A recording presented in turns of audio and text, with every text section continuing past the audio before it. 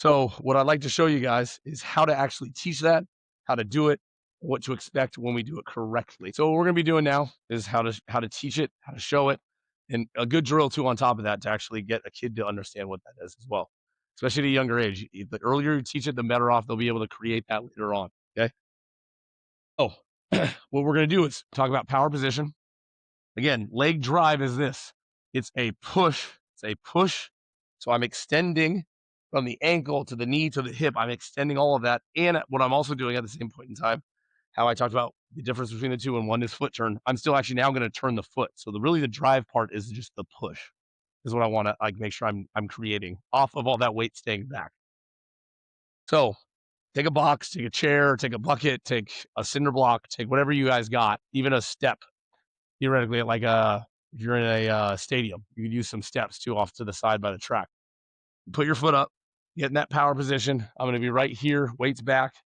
I'm all there. Now I'm going to sink a little bit, right? So I'm going to sink into this back hip right over here on my right side as a righty, other side as a lefty. Now, the one thing I'm doing too is I'm not letting my knee collapse in.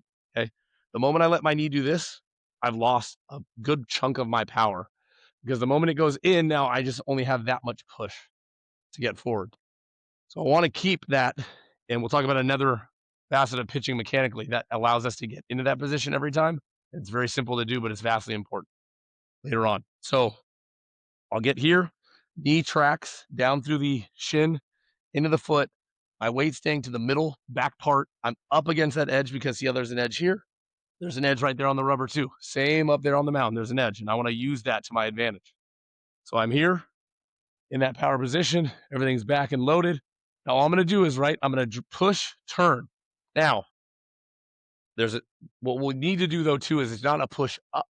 It's actually more of a push down. And again, we'll talk about that a little bit more in another later video, which is getting through our front side. But for all intents and purposes right now, just teach them just push out, not up. Just make sure it's at least out. Okay. So here, and then all I do is launch those first, and then I let everything else upper body wise follow. So here, I snap through. And the funny thing is when most kids do it and they catch up, all of a sudden it goes like this. Another mile an hour, another mile an hour, another mile an hour, another mile an hour. And it just gradually does this. And two, what's cool is like now they've understood actually how to use your back leg, right? When you say back leg versus them actually feeling it, that's the best part about that drill right there. That gives them an understanding of their own body and how it should be used. So thanks for watching. Make sure everybody's using their back leg.